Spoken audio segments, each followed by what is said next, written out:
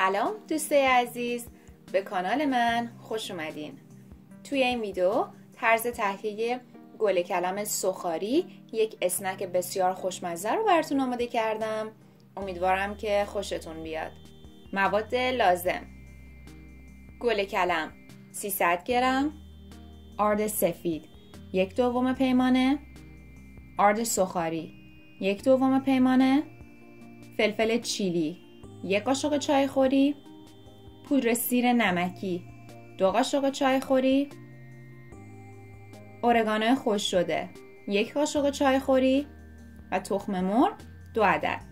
ابتدا ادویه ها رو با آرد سوخاری مخلوط می کنم.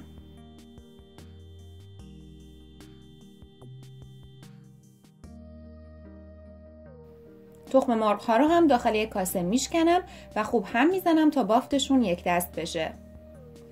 حالا گل کلم رو ابتدا داخل آرد سفید میزنم، بعد تخم مرغ و در پایان در ترکیب آرد سوخاری میغلطونم.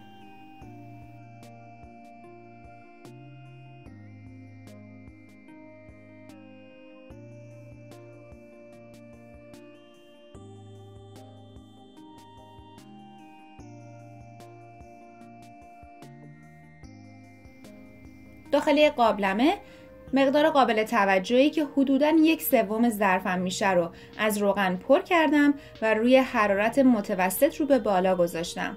بعد از اینکه از داغ شدن روغن مطمئن شدم، گل کلم ها رو داخل روغن میندازم. هر چند دقیقه یک بار اونها رو زیر و رو میکنم تا کاملاً سوخاری بشن.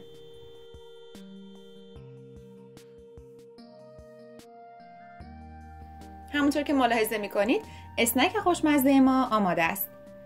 شما میتونید این اسنک رو در کنار انواع سس ها سرو کنید و لذت ببرید. امیدوارم که از این ویدیو هم خوشتون اومده باشه. همچنین خوشحال میشم که این ویدیو رو لایک کنید، به اشتراک بذارید و سابسکرایب کرده و عضو کانال بشید.